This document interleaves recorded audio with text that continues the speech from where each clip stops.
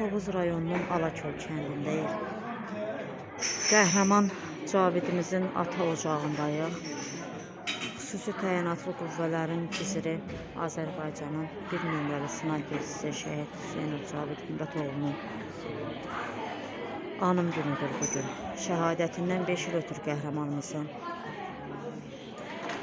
Həqiqətən adam söz tapır deməyə. Kaş bu hazırlıq onun toy hazırlığı olardı. O qədər kaşlar var ki, dilə gətirilməyəsi.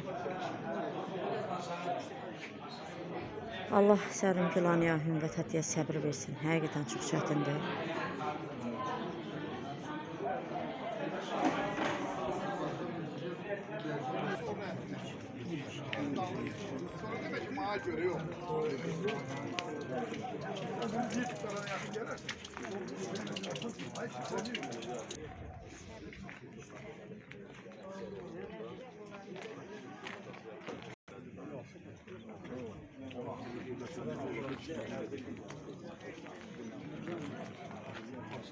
Mala